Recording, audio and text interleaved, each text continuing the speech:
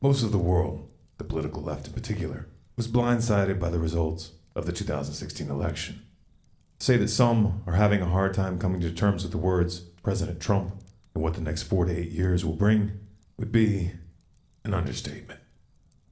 Those who told you that a Trump presidency was impossible were quick to remix the pre-election narratives, framing the Donald as something of a Hitler 2.0 and attempting to position themselves as leaders of a new resistance. Self-reflection still seems to be off the table.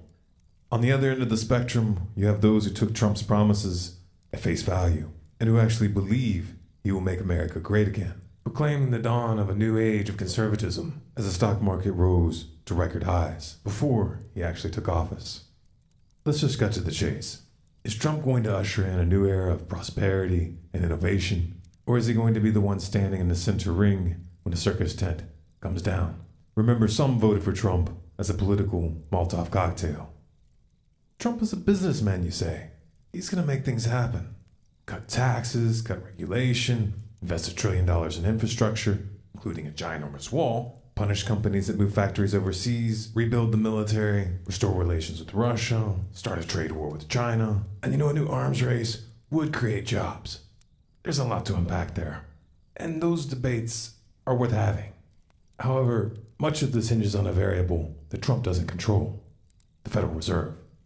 The Federal Reserve has held interest rates at near zero for close to a decade. They also engaged in quantitative easing from 2009 to 2014, accumulating $4.5 trillion worth of mortgage-backed securities and treasury notes. This inflated stock and bond market bubbles of historic proportions.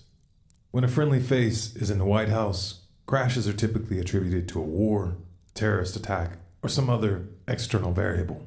A Trump presidency, however, is an excuse in and of itself. Word is the Fed is leaning towards increasing interest rates aggressively in 2017 and may engage in anti-inflationary measures to offset Trump's infrastructure stimulus plans. That means that the flow of money and credit is about to be tightened. It also means the Fed is setting itself up for a showdown. If Trump plays by the rules, he'll have to wait till 2018 to replace Janet Yellen. A lot can happen within that time frame. Trump's personality is a wild card.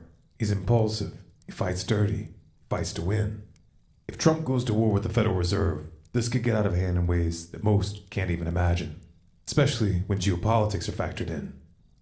As a result, the US dollar's position as a world reserve currency is going to be in play. Add to that backdrop a little social unrest on the domestic front. If recent history serves as any indicator, we can count on seeing some kind of racially charged flashpoint involving the police during the Trump administration, probably before 2017 is over. It's also fairly safe to say that some of these protests will turn violent and destructive. The trend has been towards escalation. Having Trump in charge will take this to a new level. Trump ran on a platform of law and order and support for the police, which piggybacked on the perception that Obama was undermining law enforcement during his term. Just the belief that Trump has their back is going to influence police response. They're going to be more confident, more aggressive, and if Trump offers even so much as a word of encouragement, they will go into full crackdown mode, which would of course throw gasoline on a fire. These tensions have the potential of spinning out of control, especially in the context of an economic downturn. And again, Trump's personality is a wild card. Trump is also about to inherit, thanks to Obama and Bush, the most extensive and technologically advanced surveillance apparatus the world has ever seen, the power to order extrajudicial assassinations anywhere in the world, and a military which has been authorized by the NDAA to detain anyone, anywhere, including U.S. citizens, indefinitely without trial. To top it off, Trump is filling his administration with former generals, some with combat and counterinsurgency experience. He has everything he needs to implement a full-fledged military dictatorship, and the left has no one to blame but themselves. Trump did not, however, start off on a good foot with the alphabet soup agencies. He has an enemy contingent in the deep state which wants to take him down and has the means to do it. Replacing upper management won't be enough to neutralize this threat. These agencies have black budgets and off-the-book programs that defy accountability, and lots of experience toppling upstart regimes. Failure to rein them in could be fatal. The most important trap, however, will be on the geopolitical front. Years of backing Sunni jihadists in Syria failed to unseat Assad. and Trump has vowed to reverse U.S. policy. Israel was openly supporting the Sunni Axis. They wanted a full frontal regime change in both Syria and Iran for many years, but the Obama administration tied their hands. Then Russia stepped in, tipped the balance, and the Shiite crescent not only survived, but grew stronger. The Israeli-Sunni axis needs another path to war, so they're changing tack. On January 13th, 2017, just 7 days from the inauguration, Israel bombed a Syrian government airport. This provides a glimpse of the years to come. Israel's strategy is simple: provoke Syria and/or Iran until one of them retaliates, which would of course provide cover to take territory. Turkey is likely to make another move in Iraq and/or Syria as well, while the Saudis continue bombing Yemen to rubble. Israel feels confident that Trump will defend them at all cost. Indeed, he's given this impression. But will he take the bait? Here, Russia is a wild card.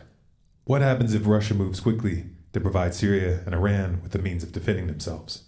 What happens when Putin and Netanyahu are competing for Trump's ear? With all the other variables in play, will Trump even have the means to influence the outcome in this region? Expect alliances in the Middle East to shift rapidly during the Trump years, with unexpected consequences. In particular, watch for a play on oil that undermines the petrodollar. Making America great again was never on the menu. Trump wasn't supposed to win. He was supposed to be the decoy. This was reality television does politics. Literally. The Democrats thought he was so bad he would take attention off of Hillary's baggage. So the Clinton campaign pulled strings with their friends in the media to help him in the primaries. We know this thanks to the John Podesta email leaks. The DNC and their corporate media lackeys then worked to marginalize the Bernie Sanders campaign and used a secret agreement backed by leverage to prevent him from attacking Clinton. This was confirmed by the DNC email leaks. Oops. You can't unthrow a Molotov cocktail. So get your popcorn and buckle up, or leave the United States if you were planning to. The show is about to begin. This video is Creative Commons. You have permission to download, copy, and distribute it by any means. If you would like to support our work, you can donate at stormcloudsgathering.com/donate. You can find the transcript, sources, and original video at stormcloudsgathering.com at the link below. For more, subscribe to Storm Clouds Gathering on YouTube and follow us on Facebook, Twitter, and Google+.